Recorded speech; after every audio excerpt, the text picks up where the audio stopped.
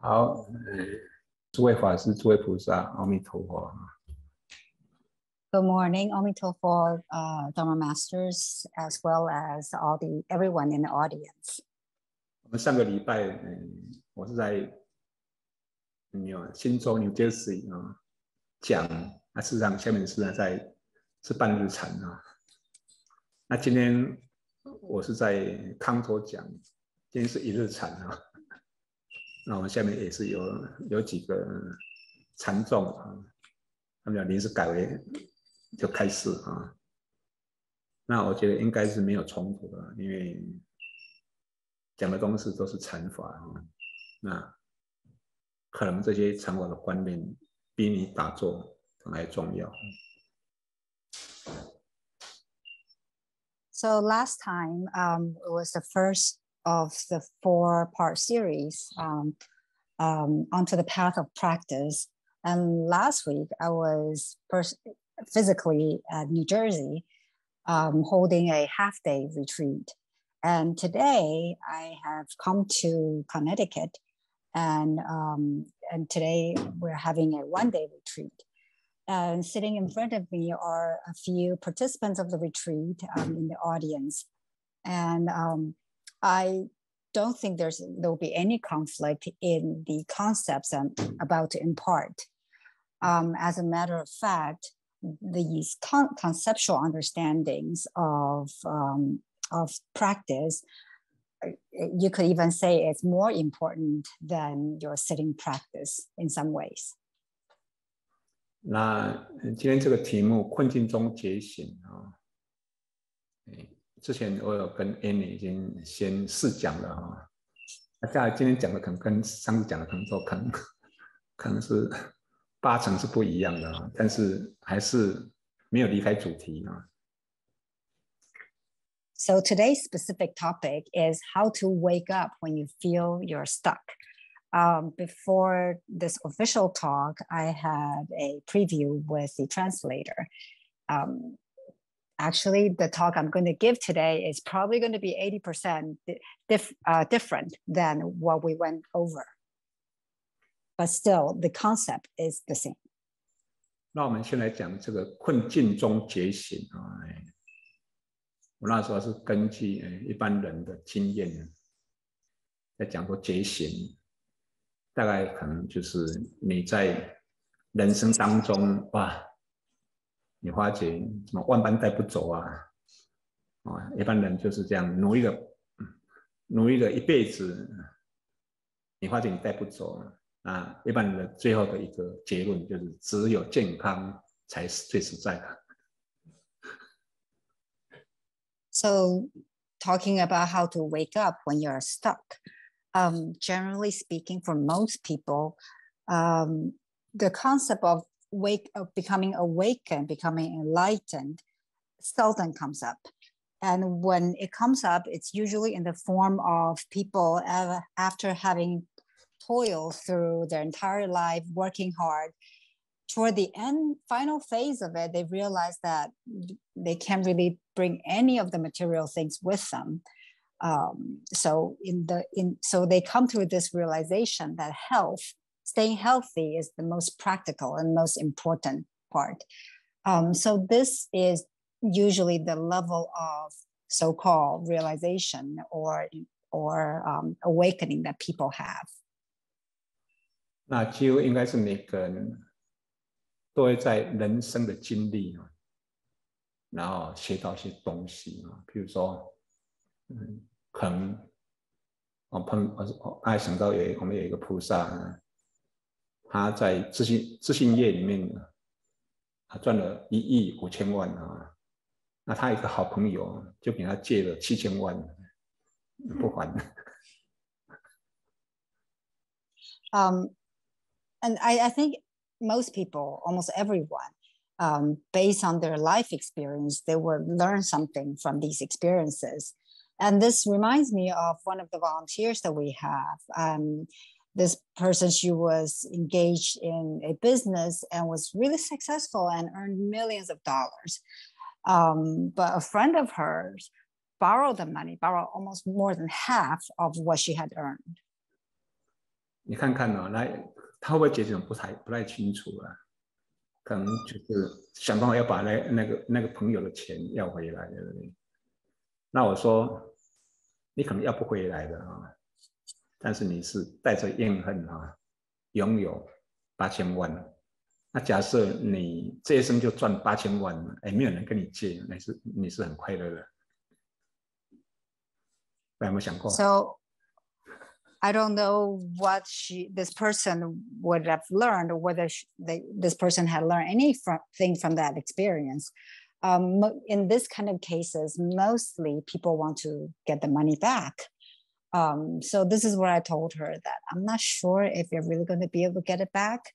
But as the situation goes right now, you are hanging on to the remaining half of your wealth, this $80 million, but you are hanging on to it with remnant of hatred or regrets.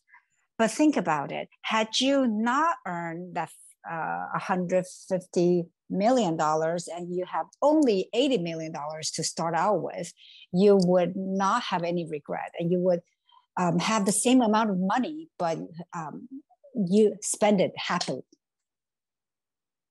那我前几天呢碰到有一个菩萨啊，他以前是贸易公司，刚开始就开始打客户嘛，他就跟一个犹太人啊，就是等于是跟他有所接触嘛，那就有生意来往啊，那跟他的关系也不错，就告诉那个犹太人说，哎，现在某某股票哈，你去买哈，肯定赚钱。他说我先出钱啊，那你再汇过来啊。就他就可能买了不知道多少，大概可能买了以后，犹太人没有赚，并没有汇钱过来啊。那大概1个礼拜还是1个月以后，他大概可能赚了100万，他就把它卖掉了。其实犹太人从头到尾都没有汇钱过来的，那他怎么就赚了100万啊？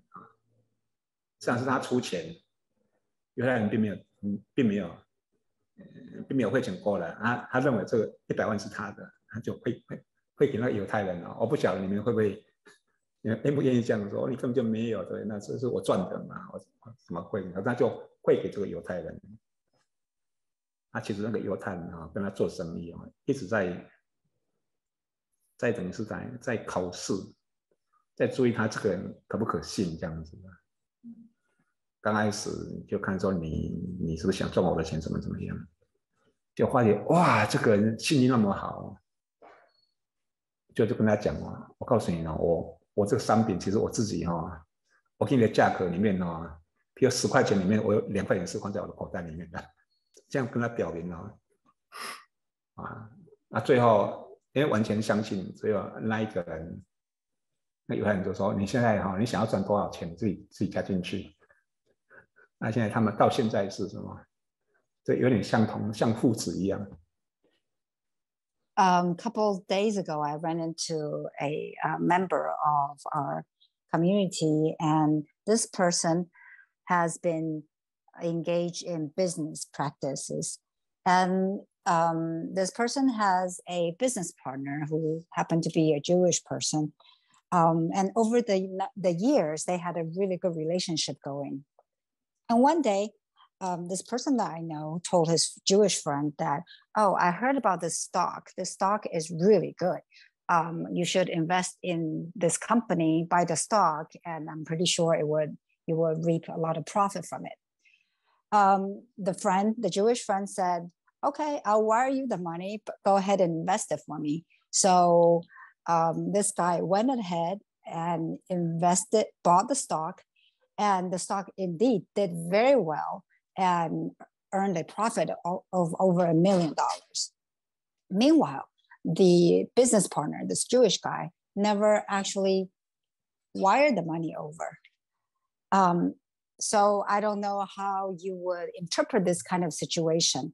But what this guy did was he actually sent that profit that he earned, that $1 million, over to the Jewish person, even though his business partner never actually wired over the initial amount for investment. And after this had happened, as it turned out, this Jewish friend said, I have been observing you for many years, and I gave you a bunch of these little tests to see whether you are someone that I could truly trust. And he was surprised by getting this profit that he actually never really invested in. So the relationship grew even stronger and deepened. And to the point where the Jewish person would say, do you know, I have a very large profit margin for this product. For every $3 I charge you, I actually have a $2 profit. And continuing on over the course of the years, eventually they come to a relationship where the Jewish guy would say, go ahead and mark your own margin, set the price in your own way, however you like to set it. So to these days, their relationship have developed and deepened to be similar to like a father and a son. 那刚才有3个例子，3个还是2个，已经记不起来，那2个就好了哈，因为我现在只记得2个哈。你都会在那个人生的经历里面学到东西啊。像第一个，如果说你本来是苦恼的要命，那我跟你讲说，你如果只赚8000万，对不对？没有给你倒，你就快乐了，对不对？那现在也是赚8000万的，可是你认为你是被倒的，你就不快乐嘛？如果他听得进去以后，那可能就学到了嘛，就是反正你没有办法改变天气，你可以改变心情嘛。这是第一个。那第二个可能学到说，你看，就是你不会吃亏的啊。你让人家占便宜不会吃亏的，你可能学到这个部分。So I have gave you 2 examples just now. The first one with someone earning over $150 million, but lending it out and not getting it back. So to a person like this, I would say you're feeling very agitated right now and with a lot of vexations because you felt you have been cheated. But if you had never earned that amount of money and you feel that you have only these $80 million to start out with, then your mentality will be a lot different. You'll be happy because you would not feel that you've been cheated out of your money. So in this case, the context situation stays the same, but you can change the way you see things. So there's a saying that you can't really change your weather, but at least you can change your own mindsets to how you perceive the weather. So that's the first example. And the second example of the business partners, a lesson that you can learn from this kind of experience is that even though on the surface you feel that you did not get your own share, the right share of profit, but ultimately at the end, you will not lose out. You gain something else in return. So these are the type of lessons or realizations people gain from various type of life experiences. 刚才讲到第一个就是什么？你看不破啊，拼命省，结果你的第二代很看破啊，这个100块、1000块都给你用了，他就讲说：“哎呀，你不要这样了，你孩子你已经教育大了，你要自己好好的用。”那我们就从这一些人生经里面学到某一个道理，或者刚才讲的说啊，只有健康什么最实在啊，你什么我有一部很好的车子啊，是放在车库里面，但是我是坐了一个轮椅的车子。那你这里面综合这些几个大家的经历里面学到的，不外乎是什么？就是心态，但是看不到这种等于是生生世世。比如说，第一个是用健康最好，用得到最好。那这一些都是片面的，不会最核心的，就是像佛陀，就是什么？我有生老病死那怎么处理？还有比如说你这些所经历到的现象，那如果国外来讲，你是什么？你是追求意乐，你是追求意乐，那你不晓得有个解脱乐。So earlier, I also gave another example, which is someone who said to me that when she was young, they were very frugal and they didn't want to spend any money on themselves. But then when it comes to their own children, their children are very carefree with that money. So the kind of lesson that this person learned is that you got to take care of yourself, and the kids are already grown, so you have to use the money on yourself, use it wisely. So people in generally learn some sort of lessons from these various life experiences. For instance, it could be health is the most important, that is one, or that you need to use the money wisely.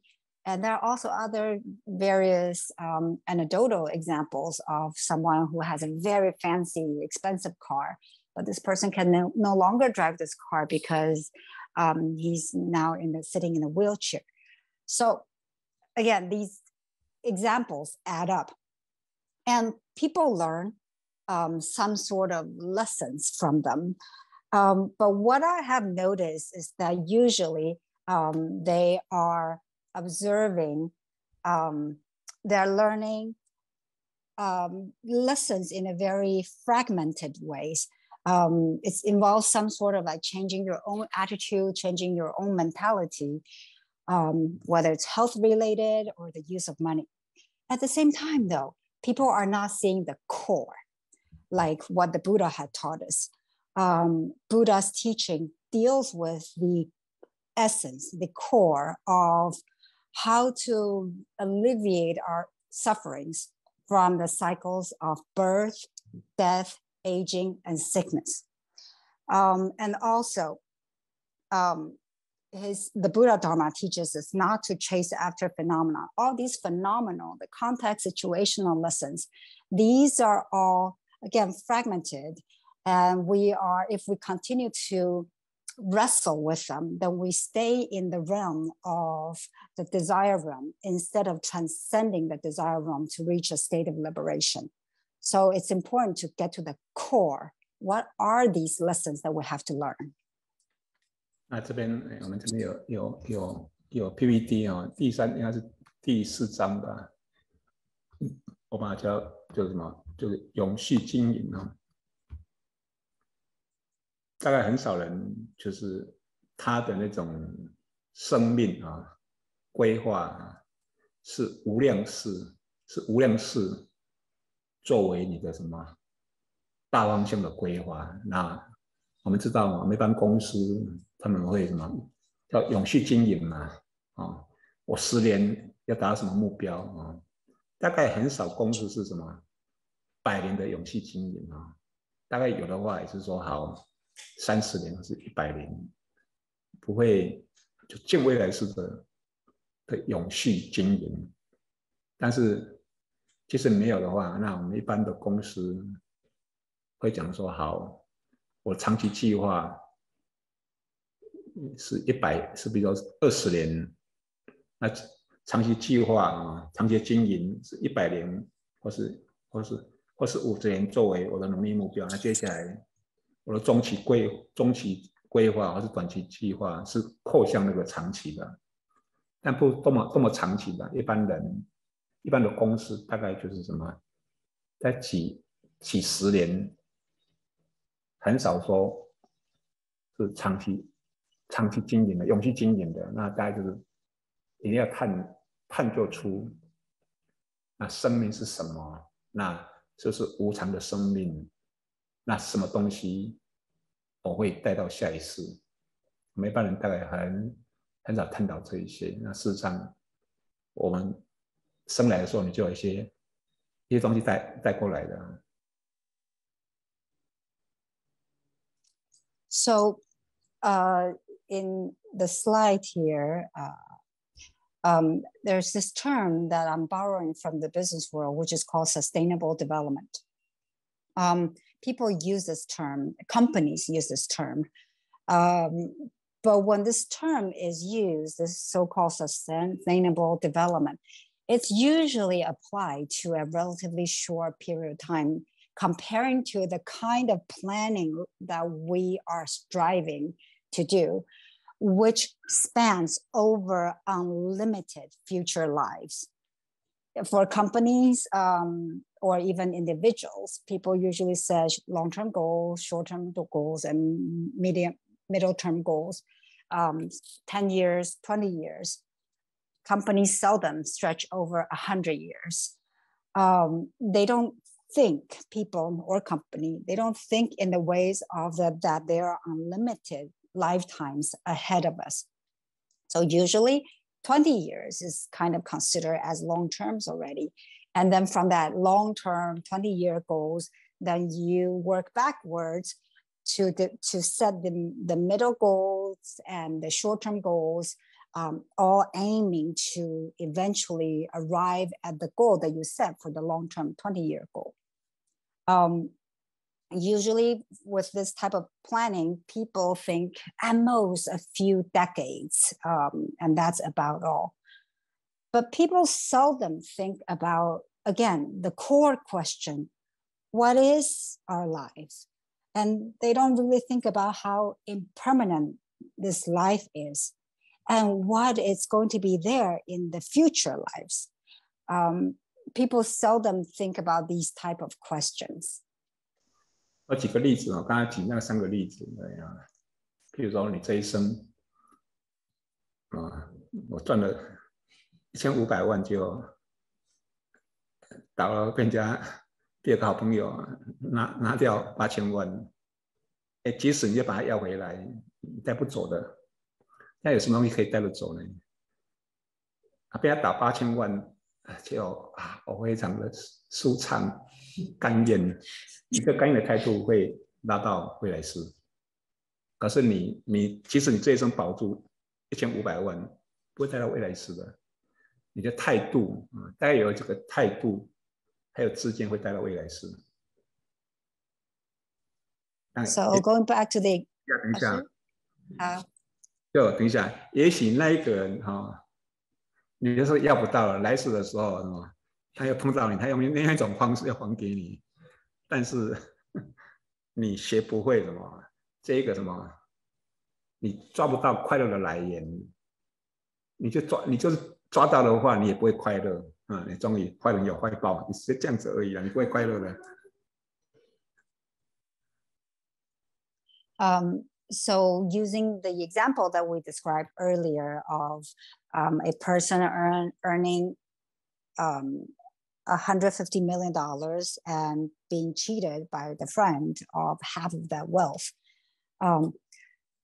So even if you get the money back, whether with the full amount of 150 million or the existing, which is substantial amount of $80 million, the money you can't take with you when you die, it's just, you can't take it. Yet, if you learn to look at the situation with a different kind of mentality, either you accept willingly the situation or enjoy your own current $80 million happily, that kind of change of mindset or attitude is something that can be brought or transferred into your future lives. Your attitude and the mentality or the right view, the right way of thinking about a problem, it can be continued on to the future lives. 那在这个你如果说看透刚才讲说那是看不透所以你拼命节省，结果你的第2代看得透，乱花那现在那个真的没有看透了。我真的是看透的话，你这一生什么遭遇都是圆满的。我现在想要跟各位分享这个部分，因为每个人很努力，对不对？很可能你很有钱，那可能你很健康，可能你什么很漂亮，或者说你遇到人家都是好的或者说你过去也坏人，这边也坏人，不管哪一个，全部都是圆满的。我要跟各位分享这个部分。And another early example of someone being frugal and they're not willing to spend a dime on themselves, but then the children end up squandering away the money. And to kind of penetrate that kind of conundrum, the situation, and to learn something from it. So again, a change of mentality you can bring into your future lives. But what the next point that's very important that I want to share with you is, regardless whether frugality or squandering the money, whatever circumstance that we are currently in, whatever attainment that we have, it's already perfect and complete as it is. So you may be someone who has become very successful or really wealthy, or you're someone who is very attractive looking, or perhaps you're someone who has always encountered friendly people that helps you, or perhaps you're someone who suffer from a lot of loss or meeting ill-spirited people every step of the way. Regardless, this is a lesson I really want to share with you, that regardless of the situation, whether it's favorable or something that is adverse, it's already perfect and complete as it is. 这里面就是大家要了解一个叫一人一世界就说你从头到尾只有你一个人而已，每个人都是这样子。像我这边现在这边有15个人像这样用人像不是人那都是我，这是我的东西或者说就等于是类似梦境，梦境里面有14个别人，那一个是我，全部都是我。So why do I say that? This is related to this concept that every one of us, we live in our own world, so to speak. So from beginning to the very end, it has always been everything that is created by our own mind. So for instance, I'm sitting here right now and there are 15 people in front of me, but these days I don't call them people, they're 15 images of people. These 15 images of human beings, they are actually all phenomenon that arises from your own mind. It's like when you're dreaming, you dream of all these people. These are arising from your own nature, from your mind. 就像我举个例子有一个人他梦到一只老虎赶快跑出被老虎咬死了，吓醒了还有是一场梦。那密宗的上师之后，你再回去续梦，就你发觉老虎是你，跑的也是你，然后我们说路人甲、路人乙，然后场景都是来自于导演、剪接都是你。这时候你就发觉那只老虎，我可以我可以慢慢走就是很漫不经心的，也可以假装很害怕，也可以跟他打架，为什么？都是我So there's an example relating to this concept of someone dreamed of a tiger, and this tiger is chasing after the person who's dreaming and bit this person. This person was so scared that he awoke from his dream. He brought this dream to his guru, and the guru said, the tiger is you, the person in your dream is you, even the backdrop or the context, all the setting is also you. Even further than that, the director of this dream, this movie that's playing in your head, the director is you. The setting, the environment, the context, it's all you. It's all created by you. So after hearing this lesson from the guru, the person realized that it's all creations of my mind. So in my dream, when the tiger is chasing me, I don't have to run necessarily. I can choose to take a stroll. I can choose to put on the face of being frightened, or I can choose to wake up from this dream. So all these different characters in your dreams, or even the settings in the dream, are all creations of your own mind. 那如果是你不知道那个老虎是你变现的，在你梦境当中，可能你赶快跑，刚好一只车子赶快跳进去，没有被它咬死了啊，或是刚好你看到旁边一支枪，那就打它，把老虎打死了。但是你还是在做梦，梦不会醒的啊。On the other hand, if you don't have that kind of realization that it's all created by your own mind, you wouldn't know that the tiger is you as well. So perhaps as you continue your dream, maybe in the dream a car happened to drive by, so you hop onto the car and escape the tiger. Or maybe a gun suddenly appear in your dream and then you take the gun and shoot the tiger. It doesn't matter what really happens. If you are not aware that these are all created by your mind, you are still stuck in this dream.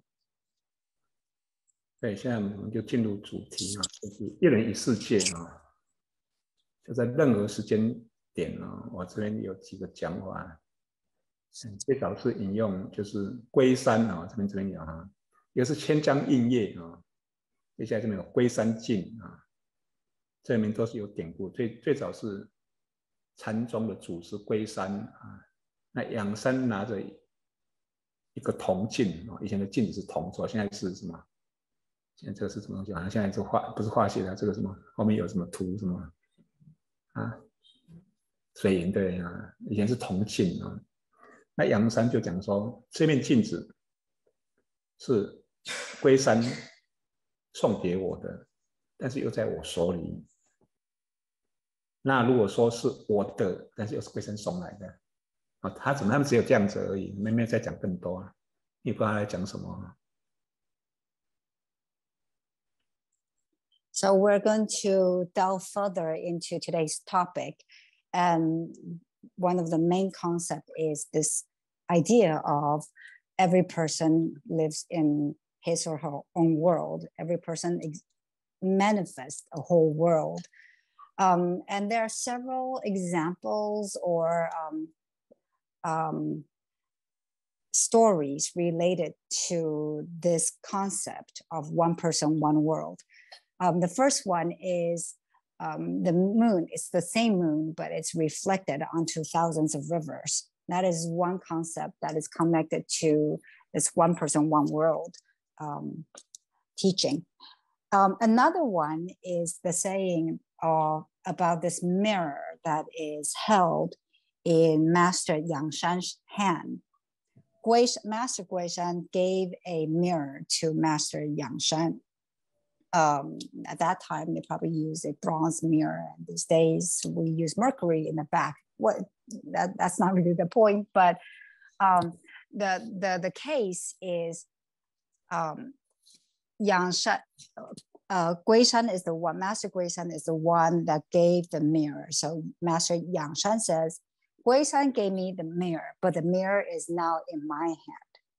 And the story kind of just ends there. And for most of us, it's kind of not very clear what exactly they're trying to say. 那就是仰山说，都是我的，又是龟山送过来的，你好像没有翻译到这个，是不是？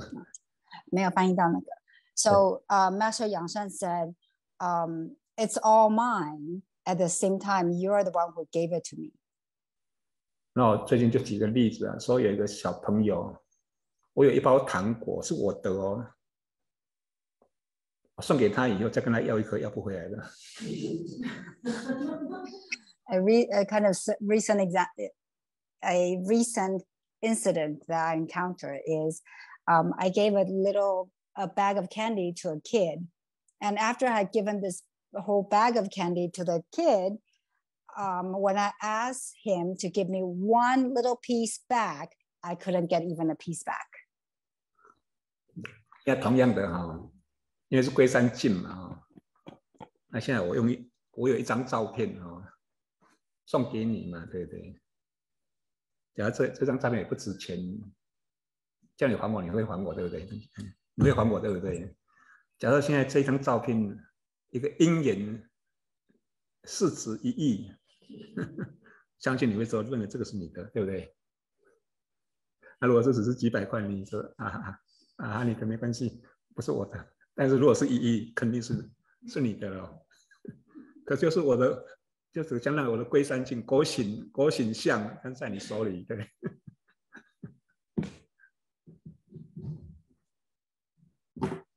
So, a kind of modern example that we can use is that, let's say I take a photo of myself and I give the photo of me to you as a gift. And maybe one day I want this photo back, and most of the time you will probably willingly give it back to me. But had the photo now somehow appreciated and become $1 million in worth, that it becomes questionable whether that you're going to give it back to me or not. Maybe you won't be as willing to give that photo to me in return. So this is similar to the example of Guishan and Yangshan, that it's the photo of me, Guo Xing, that is in your hand. So whose photo is that? 我们现在有没有送照片给别人？有，我们在 Skype 的时候，然后在 Facebook， 或者在现在 Zoom 有没有？现在 Zoom 里面我有一张照片送给你们了，有没有？大家打开你的 Zoom 是不是你就看到我的照片嘛？跟我送照片给你完全一样。So these days, do we still give people with photos? We do all the time, that we share photos in Zoom, in Skype, or over email. And so I can send you a photo and you open it. It's like me gifting a photo of me to you.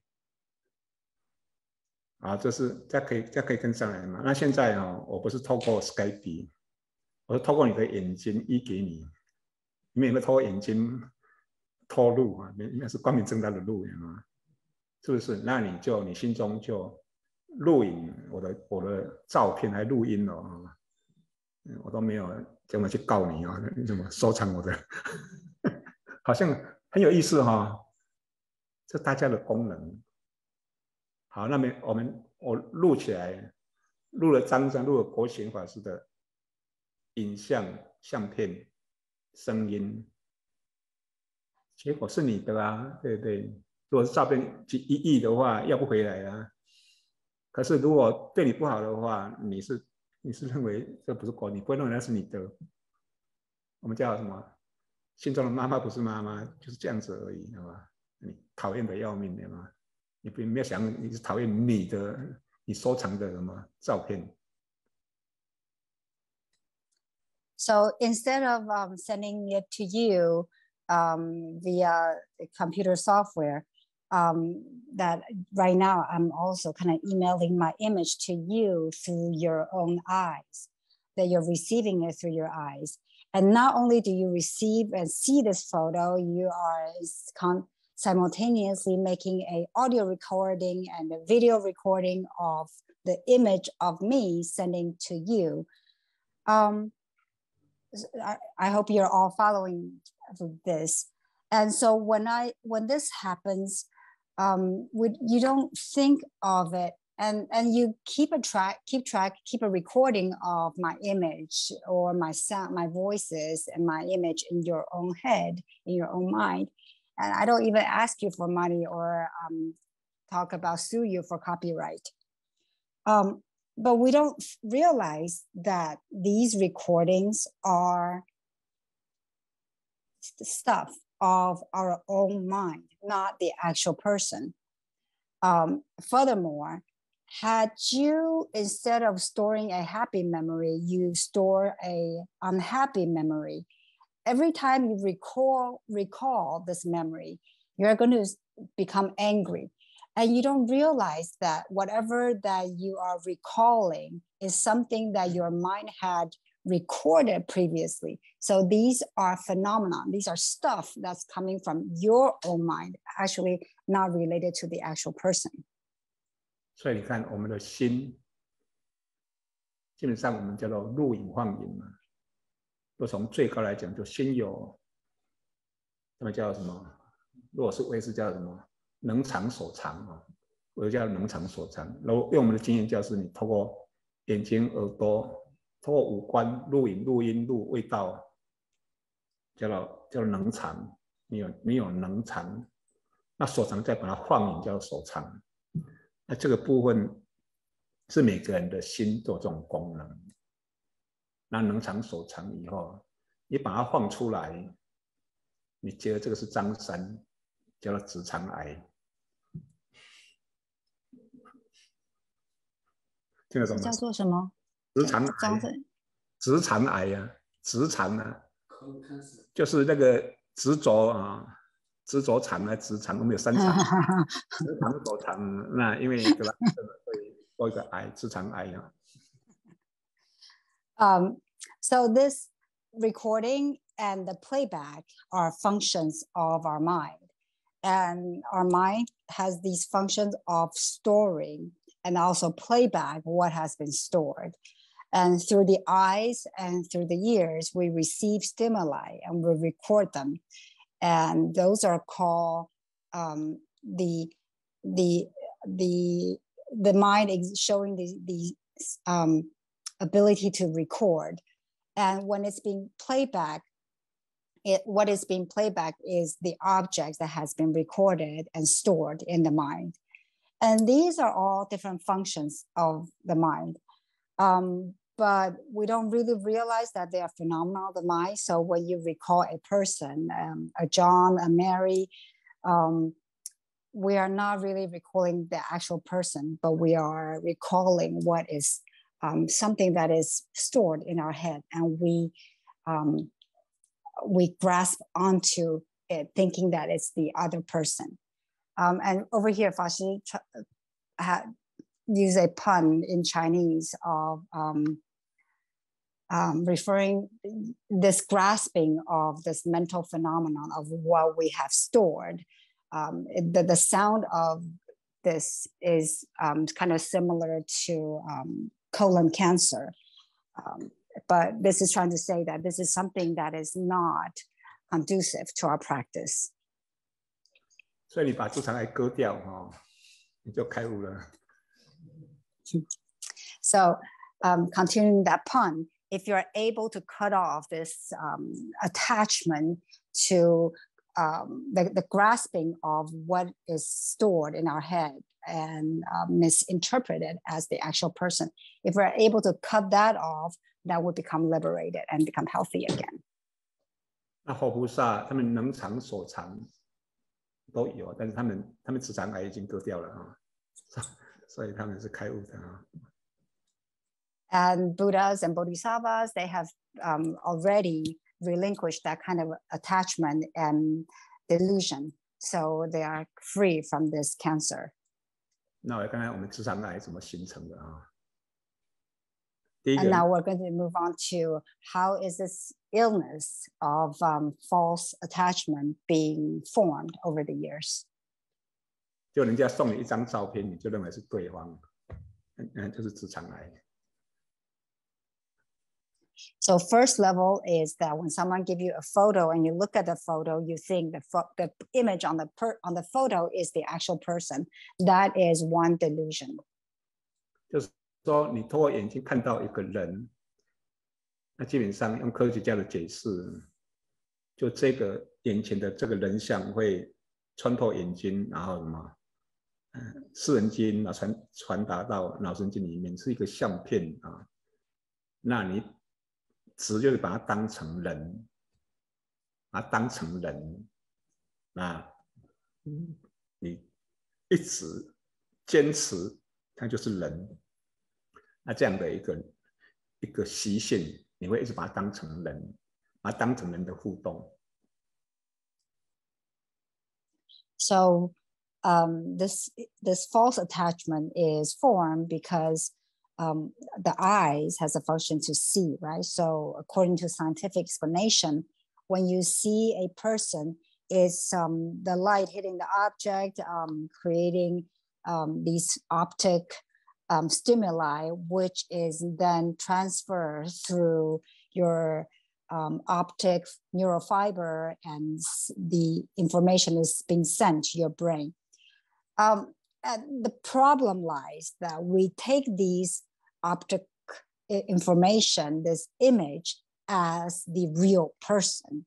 And we are very stubborn about this belief that we continue to think of that image as the real person and operate that way, interacting with this person that we think that we see. So that is one of the causes of this cancer of attachment to the object.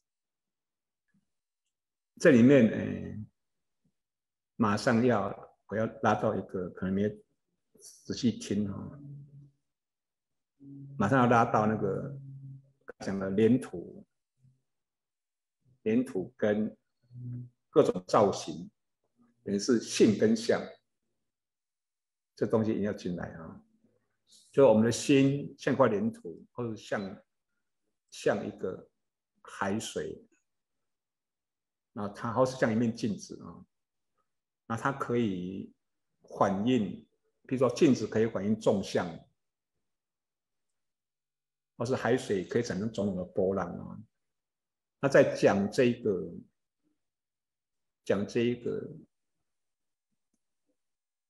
我们的心性啊，脸谱可以捏出各种造型的时候，通常我会用海水波浪，或是用黄金打造成各种器具。我们这个脸谱跟那个造型的关系，他们会用这个金器啊，什么拆穿平盘，金从金出。那某些时刻他会用镜子，就是说你反应，但是那些镜子还是不动，所以不同的比喻是在说明它的不同的功能，那是同一个东西。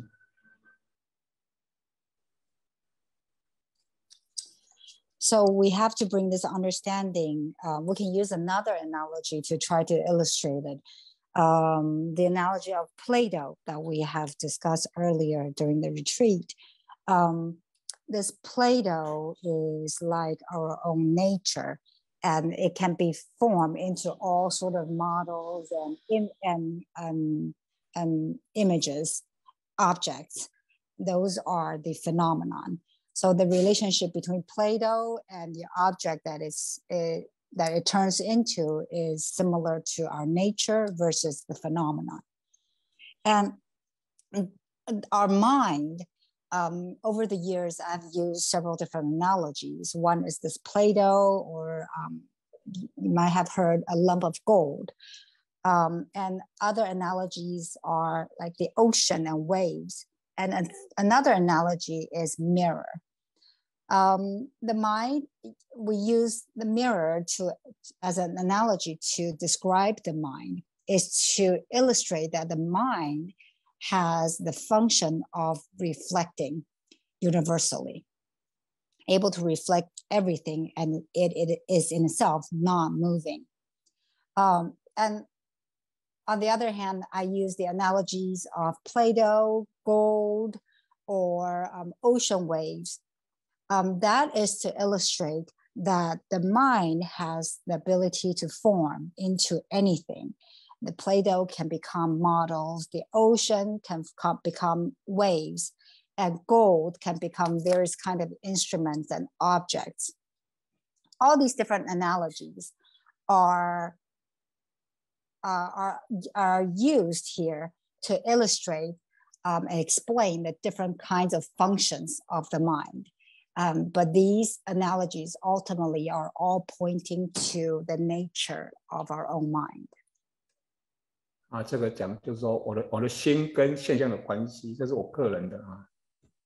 我的心可以变现，或是可以反应都没关系。现在在讲到我的心跟众生的心可不可以分界限？这里面就是其实加起来勉强就只有一个心而已。那就原理是像灵啊，我们的心就像一个虚空，可以反应，可以变现，可是它无相，所以也是虚空，或者也是灵。那1000亿个灵加起来还是什么？一个灵。那1000个虚空加起来还是一个虚空。我们心跟心的关系是这样子的。So the relationship between mind and phenomenon. The mind has through the analogies that we just talked about earlier, it has the function of manifesting. It can also has the function of reflecting. And now another aspect of the mind, people often wonder then, is there any boundaries of the mind, your mind and my mind? How many are there really?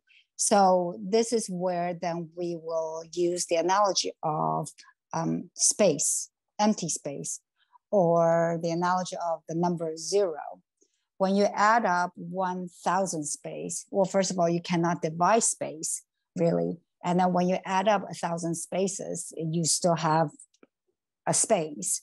You add up 1,000 zero, what do you get? You still get 0.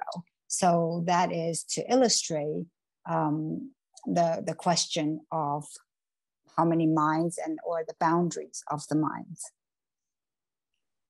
所以我们刚好也谈到，就是一只红色的80公斤老鼠啊，那我们就讲说，是不是你的体验？大家说这个我不相信，我说没有相信的世界，只有体验的世界。大家昨天弄了快1个小时，大家还在争执说，某一部分我听懂，某一部分就跟不上来了。I also use this other example of, some of you may have heard it before, a red mouse, a red rat, which weighs over 80 kilograms. And yesterday during the retreat, I asked people in the audience whether they believe this or not. And there was a heated debate about whether it's believable or not. And so what I end up telling them is, it's moot to talk about whether it's believable or not believable. All we really encounter is something, it's experiential. So whether we experience it or not experience it. 我举个例，现在就不要讲红色老鼠哈，我讲什么话，这个话本身就是等于是粘土捏出来的一个什么画的形状嘛哈，是不是我们每一个人，我们的心就像一面镜子，是不是大家都录音到了，录音跟录影录到了？So let me give you another example. I say something, I utter some words. So the words that I utter are like the objects, the models that are made out of the clay. So those are my words. And all of you, your mind has the ability to reflect and to receive, like the mirror. 所以这个是大家的体验，因为你听到了嘛。我一个人讲话，相当于仰山什么，归山尽，对不对？那每人都在，是我这个话都在你手里面，都在你心里面，是不是？所以就是你的体验嘛，对不对？ So isn't that the case that I say something? So I use my mind to make this model, and yet your mind, all of you, your mind heard and received this phenomenon that I created, and it's now all on your own mirror, reflected on your own mirror. So it's just kind of echoes the example that we mentioned earlier, the mirror that is in Yang Shan's hand, which is given by Gui Shan. Kind of in the similar vein, I say something, and now this phenomenon has arisen in all of your minds. 昨天早上我们就做一个很特别的禅修啊，我说你们就坐着，用你的方法，那呱啦呱啦的讲啊，你不要理我，万一你听到也有连结妄想也没关系。 你想办法把你的注意力拉到你的方法上啊。那如果是你的比较专注的时候，你要连结、要判断了，就没办法判断。为什么？因为你有指的功夫。今天特别讲这一个啊。So earlier today, I introduced a technique where I asked people to continue with their own meditation practice while I give a lecture. So their task, the task I have given them is that they have to keep using their own method while I talk, whatever I say. And when they hear something that I say, usually when we hear people talk, then we immediately make associations with our past memories, experience, and connect to things of the past, perhaps, or connect to thinking. And what I instructed the retreatants this morning is that it's okay that your mind does this, spontaneously making connections. But once you realize that, then bring yourself back to your own method. And then you'll realize that you don't do that as much anymore because your practice had enabled you to become still, that your mind is not chasing or responding in a as in the old way of making these spontaneous connections. 所以这个在今天早上大家练习当中，你如果是一直练习，那我巴拉巴拉讲，那你就专注你的方法。你到最后，你听到你不会连接。第二，假如更厉害的话，你没有要听到，你没有要注意到，但是你会听到，就相当于我们默照的不处事而知。这时候你的，假如能够这样的话，大概你的直肠癌就是好了8分了。So this morning, we tried this practice. And if you are able to, no matter what I say, you're able to stick to your own method.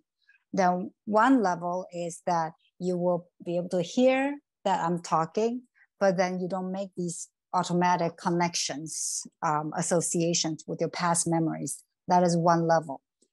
Even more advanced level is that even if you're not attending to it, not consciously trying to listen, you will still hear it, but you will not grasp onto whatever you heard. And this will be very similar to the practice of silent illumination, where there's a phrase of it knows, the mind knows without perceiving things, that you don't have to effortfully pay attention, but you're still able to receive all kinds of information. You're able to you can receive them. If you're able to practice in this way, eventually your this cancer of attaching to phenomenal objects will be cured at least 80%. 那我们在禅修可以做到，日常生活当中，你看到什么人，你要回应，就是你必须要连结。那问你说你早上吃饱了以后，那时候我很清楚，都没有念头，那你可能就会被送去精神病院了。So the tricky part is during retreats you can practice this way, but in everyday settings, when you see a person, you have to interact with this person, have to respond to this person. If you don't have normal responses, interaction with this person, then perhaps people would deem you psychologically unsound. 在这里面可能你们注意听不除妄想，不求真，这个要进来。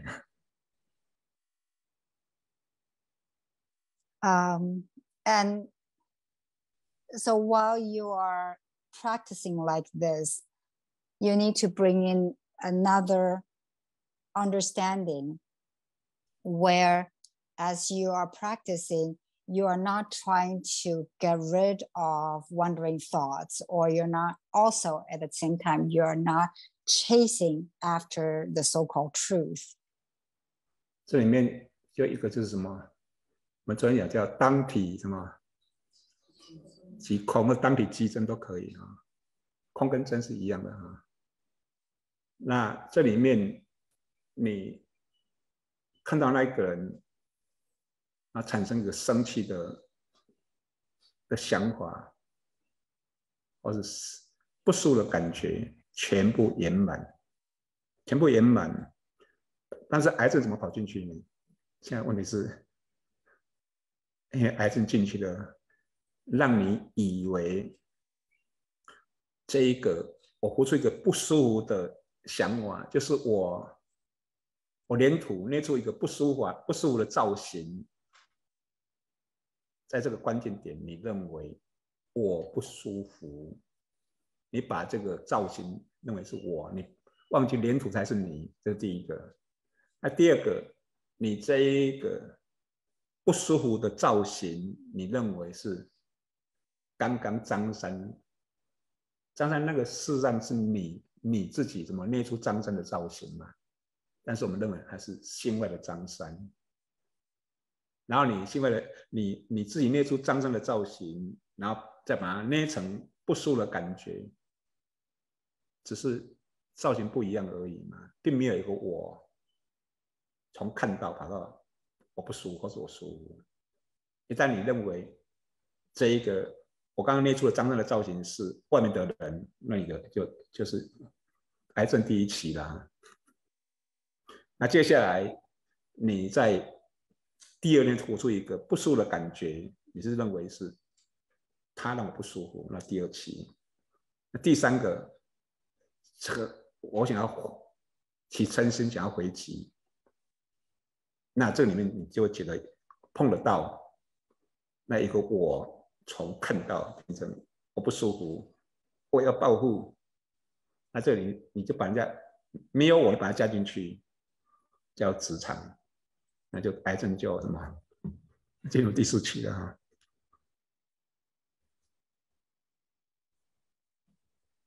So to bring 3个洗手间了。So to bring in this concept, this attitude that we need to have as we engage in practice is not to try to get rid of wandering thoughts and not to chase after what we think is the truth. This is related to the concept of whatever it is at the moment, it's already perfect. It's already the manifestations of the truth or the state of emptiness. Let me break it down a little bit more. When you see a person and seeing this person cause you to feel irritated, uncomfortable, even this feeling of discomfort is actually already perfect because it is a phenomenon that is created by your own mind. It's already perfect, but why is that then we become sick or we have this delusion that caused this cancer that we all have? This is how it goes. When we feel uncomfortable or we feel irritated, we don't realize, first delusion, this first misunderstanding is that we don't realize that this feeling of discomfort is created by our own mind. It's merely a model that is made by the Play-Doh. We don't see that. So that is the first erroneous thinking. The second one is that we see that model as ourselves.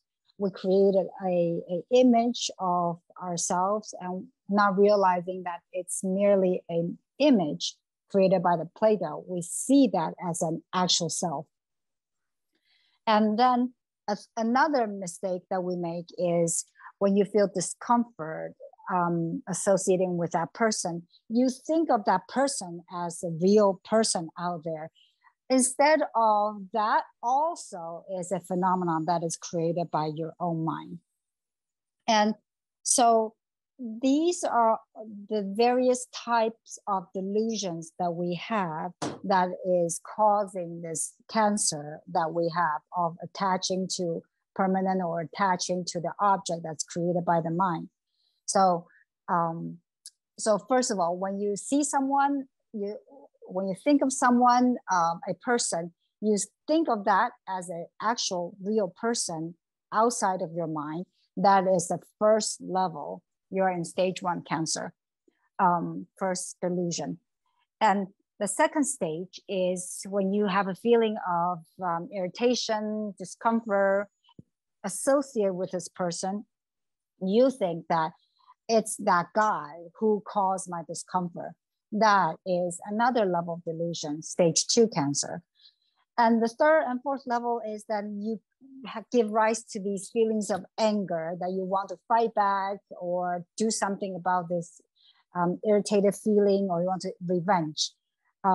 That is, and then thinking that there's a you that can do all these things to the phenomena that is created by your own mind. That is a third level of misunderstanding, third stage of cancer. 所以这里面我们还是拉到主题，如何在困境中觉醒，其实不是困境，任何一个境界里面都觉醒到叫当体即空。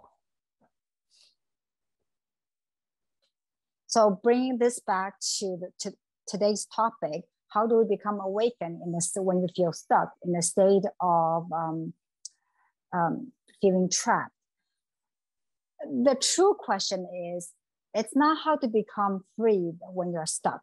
It's how to become free in any kind of situations, in all the phenomena.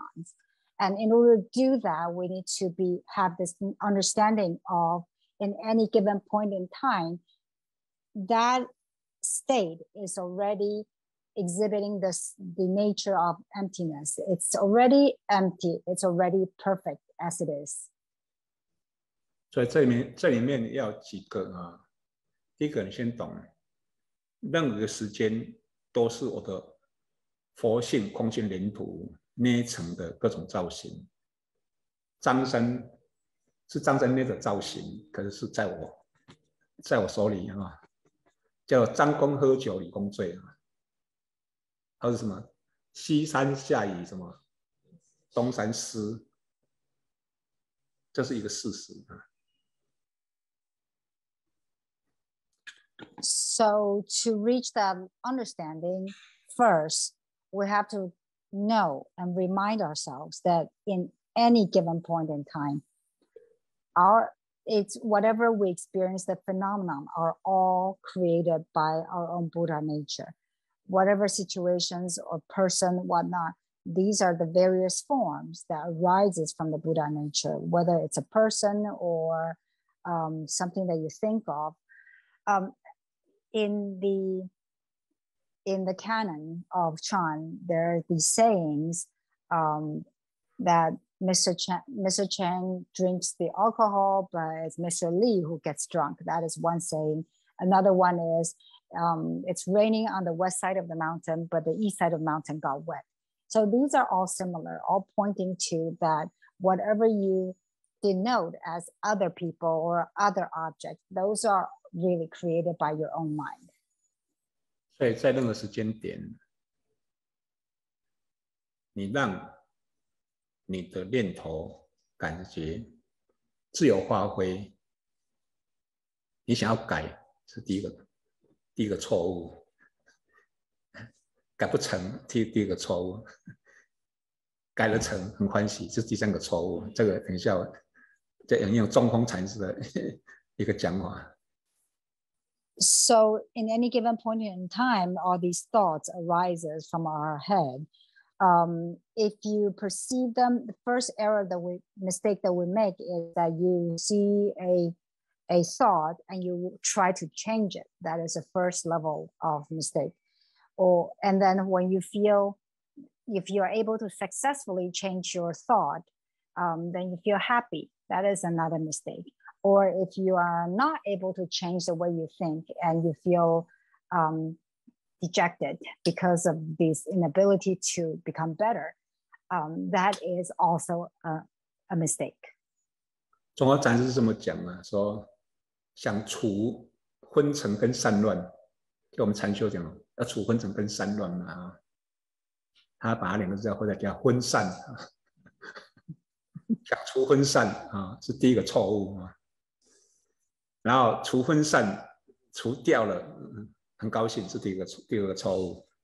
第三个除昏散就是哇，我弄了一大堆不是救你的材料，是第三个错误。And Chan Master Zhongfeng has a similar example. When people engage in meditation practice, a phenomenon that we often encounter is either becoming drowsy or we have a lot of wandering thoughts. So to want to get rid of drowsiness, to want to get rid of wandering thoughts, according to Master Zhongfeng, is the first mistake that you make. And if you are able to successfully remove your drowsiness and wandering thoughts, and you feel happy for what you have accomplished, that's the second level of mistake. And if you are not able to remove your drowsiness and collect your scattered thoughts, then you become dejected, feeling that you are not the right material for practice. That is the third level of a mistake.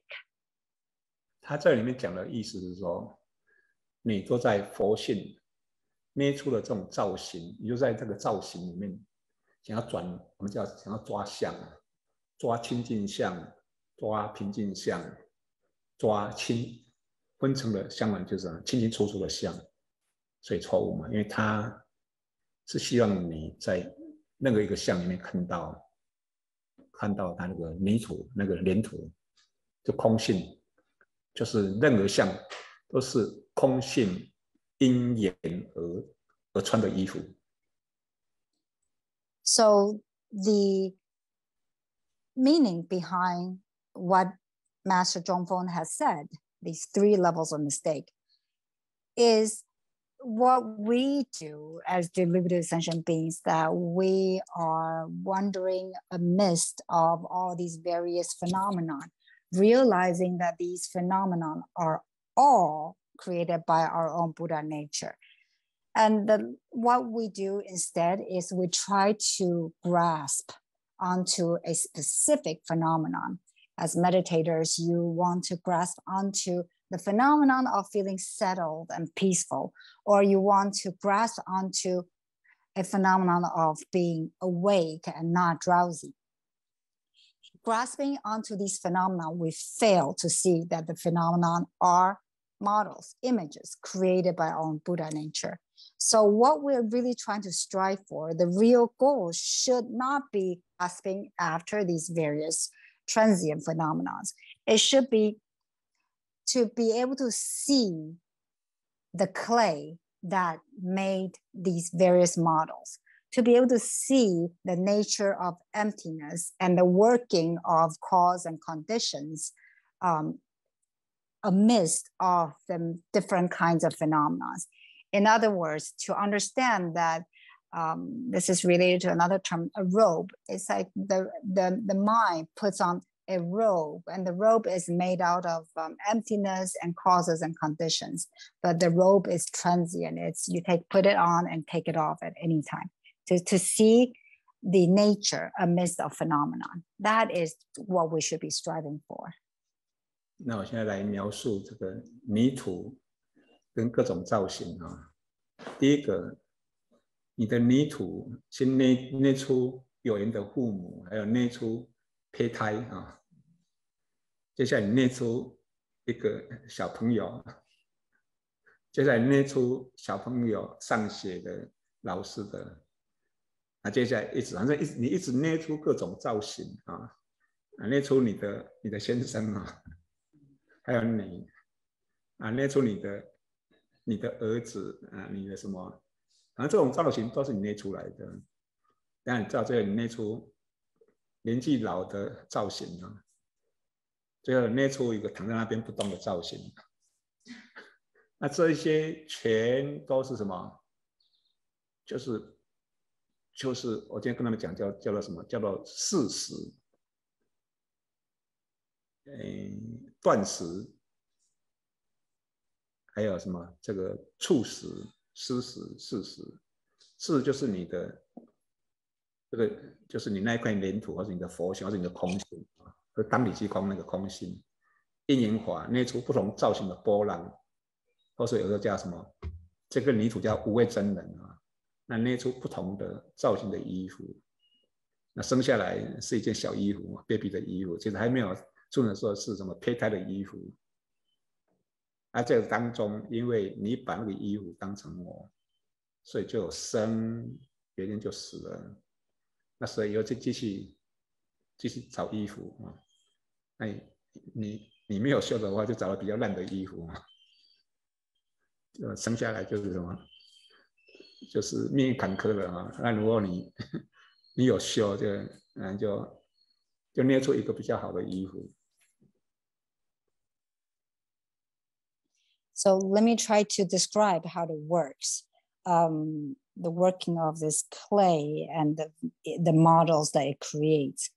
So the clay is our Buddha nature, and it gives rise to all different kinds of phenomena.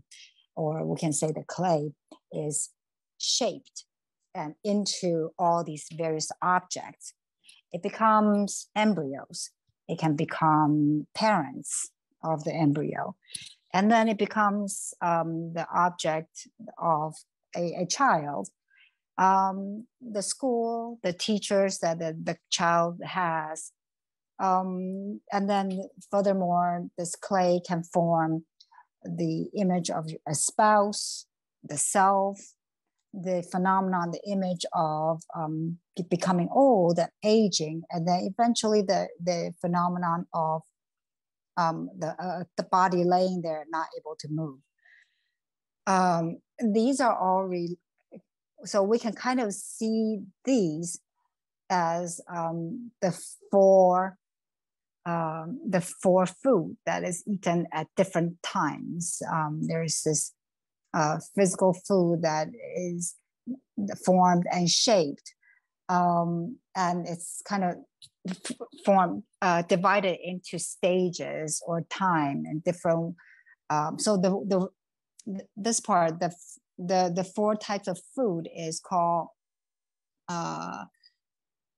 They're called material food, sensory food, and food for thought, and the food for consciousness. So essentially, it's like we use this clay to form different shapes, or we use this clay to form different robes that we, the Buddha nature, put on at different points in time. Initially, it forms into this little shape, this little robe of embryo, a little robe of a baby, a little robe of a parent. And from moment to moment, our mind is constantly putting on these various robes. That's the way it is, but the problem lies, we take these robes as the self, not realizing they are merely robes that the mind puts on and take off. And because of this misunderstanding, then we go through the cycles of birth and death. Upon our death, we need to then scurry to find another robe. Had you had more practice or engage in good deeds, your next robe would be in better shape. It looks fancier. But had you not had practice, that your next robe will be shabbier. But really, that's not the point. The point is to understand that these are all robes that is the Buddha nature, our nature, is putting on and taking off from instant to instant. 好，那我讲具体的，那接下来就让大家 Q&A 哈。我爸什么时候才发觉身体是工具，反正我知道师父讲说身体是工具，他们不会执着啊。你来跟他们你来跟相对着禅师打，他们不会恐惧哈。所以西老和尚讲说，对这个精华讲说，你要杀火易如反掌，但是你要让我起恐惧心，登天还难的。然后这样几年下来，对这个身体是工具，那我就要练习了嘛。所以我可以让毛毛虫在我的手上爬，还有让这个蜜蜂主动给它叮哦，对不对？当然还有什么？曾经下楼梯就掉到2楼上去了啊，这些都克服了啦啊。那基本上其实没有用到最高的原则，有一些是要往最高的原则，就是什么？全部都是我不改变的啊。但是我实际上的做法是跟那个原则有点相应，但是并不是成这个最高的啊。那这个部分应该就是我自己亲身的嘛其实还有更多的只是就是说现在面对，比如说我去，比如说我去了这个地方里面，感觉这里面就是有鬼那我去恐惧感那我现在的那个恐惧感竟然是波浪那我们也要抓平静的波浪，我就在这波浪当中，怎么？反正也不是努力让自己平静，因为你那还是波浪。那我就在这当中，如果可以的话，就是什么？你是说黄昏自信？那黄昏自信不是要除，而是要看清楚。哇，原来，不同的时空穿着不同造型的波浪，恐惧的波浪，想活命的波浪，对吗？那这样子的话，其实你在任何时间点，就是什么，就在这些不同的波浪当中，你练习做主。所谓做主，就是说，它不过是不同造型的波浪。那这时候我要拿出很害怕的波浪也可以，然后是说，就在这个恐惧的波浪当中，我一直恐惧也可以。我不知道这样有没有听懂呢？Using this kind of understanding, I personally try to put it into my own practice. And one, to make it even more concrete for you, is this concept of that our body is merely a tool for practice, which this understanding, though, is also derived from what I talked about earlier. So body is a tool for practice.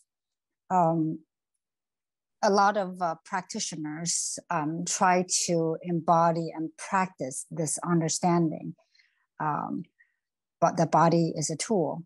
So back in early 20th century, Master Sheng Yen, he was once held at gunpoint by some armies, and they were trying to force him to do something. And Master Sheng Yen said to these soldiers that to kill me, it will be really easy. So you can kill me without at the blink of an eye. That's not hard. But to make me fearful would be impossible. You cannot make me fearful. So using this understanding that the body is merely a tool for practice,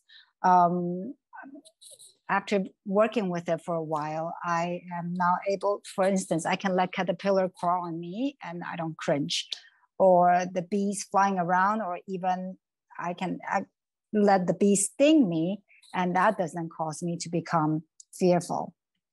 And also, there was an incident where I fell off the stairs, and again, be okay with it. So I've been practicing and trying out, experimenting with this body as a tool concept for a long time. Even though my practice does correspond with this teaching, but I still feel that I have not reached the highest point of seeing all phenomenon as all me, and that there's no need for me to change any of the phenomenons. All phenomenons are created by my own mind. That is the higher point that I'm trying to reach. So these days, when I walk into a room, sometimes I'm kind of I'm more in tune, so I can feel that there are other spiritual beings in the room. That perhaps I will become fearful or not fearful, but to understand the feeling of fear is a wave, that I don't need to grasp onto this fear, or nor do I have to reject it and then turn around and grasp onto another wave that is called feeling peaceful and calm. There's no need for me to strive to grasp onto either this wave or that wave. This is the true meaning of returning our own awareness to tune into our own nature. To do so, we are not working on getting rid of this and getting into another state.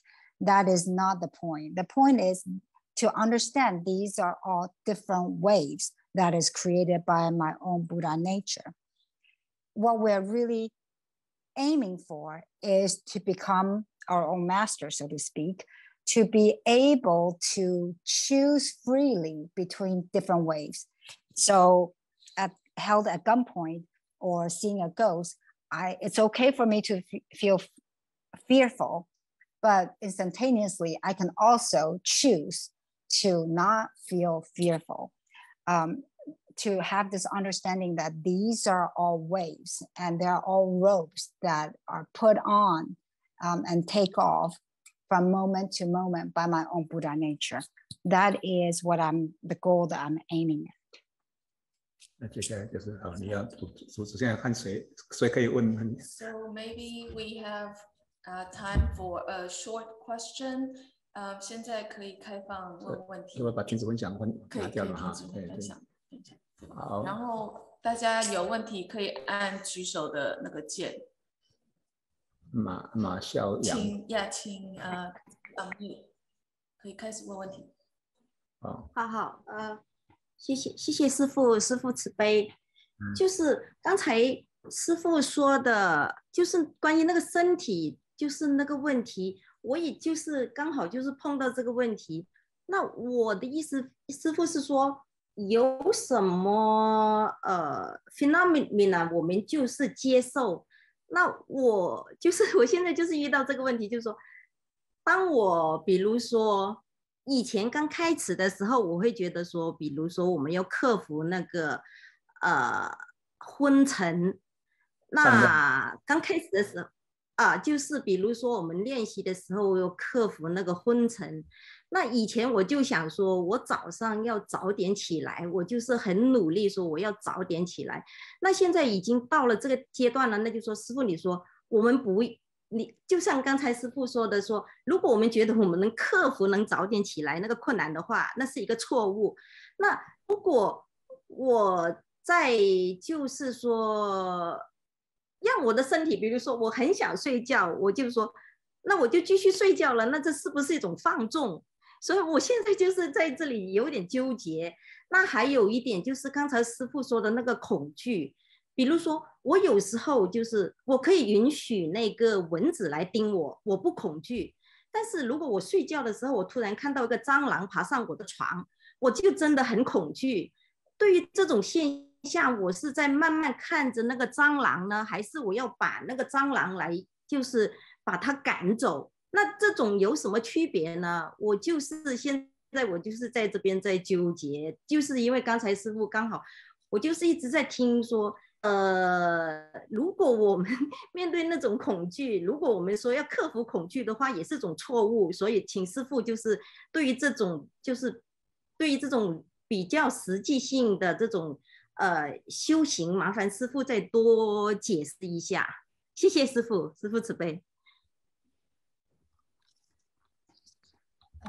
这位菩萨，请问您的问题是需要翻译的吗？还是说您自己可以？谢谢你，请你翻译，谢谢。好，我尽量。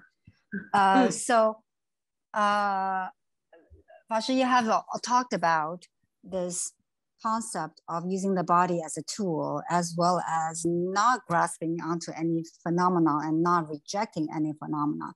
And I've been wrestling and struggling with this concept quite a bit. So for instance, earlier you said when we're meditating, we are not trying to grasp, we shouldn't chase after the phenomenon of feeling peaceful and calm. We should not reject feeling drowsy or having scattered thoughts. But in that case, if I feel drowsy, then what do? Do I just allow myself to fall asleep? So how do you differentiate between doing the right practice versus just self-indulging, that I'm indulging in my own habit or allowing myself to fall asleep? So this kind of how to draw the line comes up in all different kinds of situations. I try to wake up early in the morning to practice, but sometimes I don't want to. So what should I do? Wake up or sleep more? And similarly, not feeling fearful. I I'm able these days to allow a mosquito to bite me and I don't feel fearful or annoyed. That's fine. But when it comes to a cockroach, if I'm sleeping and I see a cockroach crawling over me, I will be scared. So what is the actual thing that I should be doing at this point? Do I look at the roach? Do I observe it, contemplate it, or can I chase it away? So it's this kind of concrete, practical aspect of practice that I'm seeking clarification from you, 法师。好，还有我这个时候我都有实务经验了。Good thing I have a lot of real examples. 分散啊，就分层跟散乱，其实就我个人的经验，大概我大概可能也有10-20年在跟他攻防战啊，那也叫人家怎么样处分层啊。那这一个刚开始当然是处分层啊，比如说眼睛大大的啊，然后是说什么跪香啊，这是素教的方法。在《阿含经》里面也有啊，《阿含经》里面也有说，哇，目犍连打瞌睡，目犍连，阿含经里面就讲目犍连说，如果你打瞌睡，拿起来洗洗脸啊，那如果不行的话，那你出去外面看天空，反正有很多对治方法，那实在不行就睡觉咯。这个是你要先什么？先从基本功先除。再拉到最高的。So good thing I have a lot of actual examples. With regard to feeling drowsy and scattered, I myself battle with this question for over decades, 10, 20 years. And not only do I have to deal with it myself, but I've also been teaching people how to deal with it. And the various different kind of techniques has been proposed. Shifu taught us that you can get up and kneel instead of sitting. That's one way to awake yourself. And another one is to open your eyes very wide. That's also a way to combat drowsiness. And even Buddha's great disciples, Mu Jianlian, the one of the top 10s, he also experienced drowsiness during meditation as well. So these days, and so there are these different techniques. And these days, sometimes we tell people, if you're really sleepy, then try to take a nap first to give yourself more energy. So with regard to practice in meditation, you actually have to deal with the problem at the local level first before you're able to bring it to the most ultimate understanding. So you do have to use the techniques to deal with drowsiness. 老师，您是说就是需要用这些方法吗？就是 OK， 就是用这个方法，对不对？这个过程要有，我们再拉到最高的。So it's a process. It's important to go through this process of dealing with it before we're able to bring it to the most highest point of non-rejecting. 那我这里面拉到最高的有2个人，一个是师父，一个是灵济禅师啊。有一次。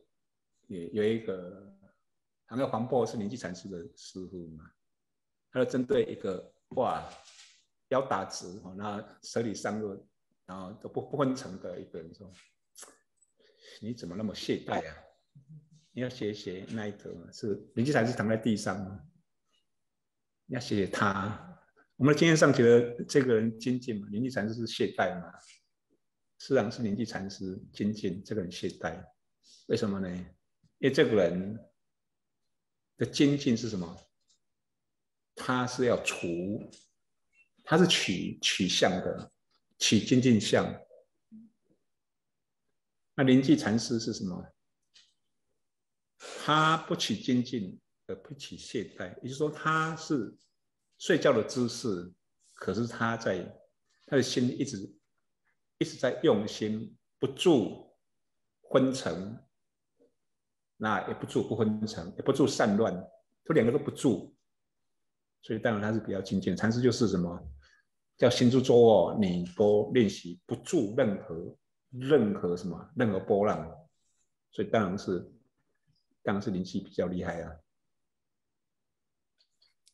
So as to how to bring the practice to the highest point, we have two examples we can look at. The first one is related, one is from Shifu, the other one is from Master Lingji. So Master Lingji's master is Master Huangpo. And one day, Master Huangpo scolded a disciple who is sitting in the Chan hall, very upright in proper position and appearing to be very practicing vigorously. So Master Huangpo scolded this person and instead pointing at Master Lingji and said, who is actually slouching and laying around in the Chan hall, say, you should practice that person. That person is practicing vigorously. So why? On the surface, it looks like the person who's sitting upright is practicing harder, doesn't it? And as to Master Lingji, who is laying down, looks like he's not working very hard. But that's only the surface. The truth of the matter is Master Lingji, while laying down, what he is trying to practice is he's practicing vigorously this concept of not grasping onto the phenomenon of vigor, nor grasping onto the forms of drowsiness. Whereas the person who's sitting upright is grasping onto these forms, trying to appear to be vigor, or trying to grasp onto the form of practicing hard. So Master Lingji, on the other hand, is not dwelling in any phenomenon, neither drowsy nor non-drowsy. So that's how Chan masters practice. They don't dwell in any kind of situations. They don't dwell on any of the waves at all given point in time, whether they're walking, they're sleeping, or they're just sitting. They don't dwell on any of the phenomena. 然后再举师父的例子师父曾经大概为了盖法鼓山参加那种工程建设会议工程会议他说大概开了500场那师父很累所以他们常看到师父是打瞌睡一直开可能就4个小时5个小时师父打瞌睡，可是师父打瞌睡跟人家不一样因为到最后人家就要问师父说 A 案还是 B 案师父睡觉的时候是知道你在干嘛的，还不只是讲 A 案 B 案还可以告诉你刚才谁怎么样。原理是像西老和尚在打瞌睡，那少林长老就趁他西老和尚打瞌睡的时候去偷拿那个火干的那个什么水果西老和尚就骂他说你怎么可以？老和尚你不在睡觉，我说你哪里在想什么我都知道。对，那外形是打瞌睡，可是心是清楚的。So the example of Shifu while he was building Dharma Drum Mountain, he had to participate and preside in a lot of meetings relating to constructions. According to his record, he probably attended more than 500 of these types of meetings. And being, it's very taxing, exhausting. So oftentimes during these meetings, we'll see Shifu dozing off. But the way Shifu dozes off is different than our dozing off.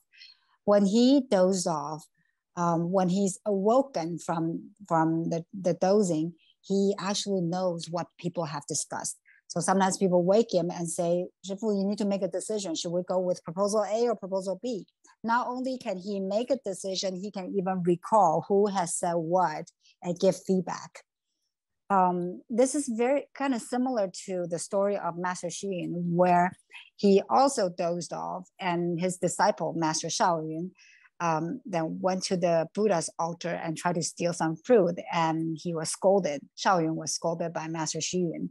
And Master Sheng Yen was really surprised, saying, I thought you were sleeping. How come you knew that I stole some fruit? And that goes to show that these great practitioners, even when they are dozing off, their mind is actually lucid and they're clearly aware of what's going on around them. 好，那这个是他们已经很厉害的人那我们比较没那么厉害嘛，可以去写那我自己的至少没有成功了，但是至少有一个方向了。我有一次参花楼参到最后，很想睡，很想睡。那我就可能看说，因为我们的心性本身是不会昏沉的，从来不曾昏沉过，但是你会被昏沉的什么现象迷惑。所以那一次很想睡的时候，那我就说，那这是什么？我那时候是没有问昏沉的是谁，我那时候说念佛的是谁比较是属于是什么去取代的照理讲应该是什么？要看说昏沉的是谁？因为昏沉的那个佛性不会昏沉嘛。可那时候其实也没抓到，那时候因为是谁？就是我应该就要去探讨了包括说那时候我有一点是用念佛的是谁去打压昏沉那我的经验是这样子，我一提，然后那一些就是一个黑的东西就被我摊掉了那就可以撑可能几分钟，没有多久就发觉一副那个黑影这样照过来，然后一起好像弹掉了。其实这个是错误的啦。如果现在的话，我会想说，那我昏沉的时候，我的心在哪里这是第一个。另外还有一个，我曾经有就是非常累，对不对？那我也不想睡。我那时候拿着一本书在看，很累。那我说，那我就什么，我休息1分钟那因为你手还拿着书嘛，通常你拿着书想要睡觉的时候，你其实也不想拿书，也不想拿。就我发觉，我那次就拿着书，事实上你还有手眼镜就对了结果还是睡了1个小时那个睡眠效果特别好，因为什么？你没有梦，因为你就是拿书的妄想那这个至少你们是可以试的因为我自己的经验是你手拿着，因为你要防止它掉下去嘛，所以你是有手眼镜的，跟睡觉是什么不清楚，不太一样So for those of us who are not as skillful as Master Lingji or Shifu or Master Sheng, we can try to learn from them. I try to practice the way they do, even though I have not been successful yet, but at least there's a direction where I can go. So a actual experience that I had was one time I was practicing investigating Hua Tou, and in meditation I got really drowsy, very sleepy, and it's very interesting at points like this, because really our own nature is devoid of any characteristics. So our Buddha nature is not drowsy. It doesn't get sleepy. It's the sleepiness is a phenomenon, and we get confused onto this phenomenon, not seeing that the Buddha nature does not get drowsy. So when I experienced that, at that time, I was using the Hua Tou of who is reciting Buddha's name. I should have used another one. I should have asked myself, who is it that is experiencing drowsiness? But at that time, I was using the Hua Tou who's reciting the Buddha's name. But I wasn't using it correctly, really. I use it as a way, kind of like as a stick or as a method to repress or to attack, chase away the drowsiness. So whenever I'm able to raise my Hua Tou, I feel this darkness of drowsiness, the haze of drowsiness is bounced off for a few minutes, and then it comes back and cloud me over again. So it wasn't really correct, and it wasn't all that useful. So these days, if I experience the same thing, I would, instead of investigating who is reciting Buddha's name, I would use the drowsiness as an opportunity to investigate who is it that is experiencing drowsiness, or what is my Buddha nature that is even when I'm feeling drowsy. So that is one example that I personally went through. Another one is one time I was very, very tired, but I didn't quite want to fall asleep. I wanted to read this book. So I was holding this book, and I told myself that I will only doze off for 1 minute. I'll take a 1 minute break. So I fell asleep for an hour. But that 1 hour of sleep was very efficient because I didn't have any dreams. And the reason being, I was holding the book. The act of holding the book becomes a kind of an external context that I have to attend to. So having that, holding the book to attend to while I'm sleeping, allow me to have a dreamless sleep. So that is another example that I had of holding the book, and that becomes an object where I can, where my mind is attending to. 那第二个蟑螂了哈，蟑螂的，我是碰到有一个人，她只要一个小女生啊，她只要看到蟑螂，马上跳到桌子上去，打手机给她男朋友来抓。As to the example of roaches, I know a person, a girl, who is mortally afraid of roaches. So whenever she sees a roach, she would jump onto a table and then make a phone call to her boyfriend and asking her boyfriend to come get the roach. 那时候我们就用禅修的方法说好，来我们来告诉你一个方法，我们请他面对荧幕这一边呢，其实里面有一只蟑螂啊，他们是先背对荧幕，大概可能7、8个人背对荧幕啊。那我们说你就全身放松啊，一直放松。那我们那边就开始转，对不对啊？那等他转过来面对荧幕的时候，其实可能荧幕好像还没有蟑螂，第二次转到蟑螂，他马上倒下去啊。当然蟑螂马上倒下去啊，这是他至少他的例子啊。那其实我们我会告诉你说你怕什么啊？你怕蟑螂哦。我们建议你说，你先从荧幕上去抓一个蟑螂，那你保证它不会跑出来嘛？那你就看蟑螂。那蟑螂的时候，因为你平常看到蟑螂就产生恐惧，那你就在恐惧当中让它恐惧，不要改。慢慢的你就发觉蟑螂恐惧就这些现象而已。慢慢你就习惯了，慢慢的你就看到蟑螂。恐惧会越来越少，大概这是会成功的。就是说你先面对一个什么，就是假蟑螂不会跑出来的蟑螂，那你可以保证了不会被它出来咬到的。对。那假设你面对假蟑螂可以 OK 的话，你面对真蟑螂也 OK 的。So with this girl, we tried to deal with this mortal fear of roaches by using meditation practice. So I had them lined up, and there are probably 7 or 8 of them, and they all have their back against a monitor.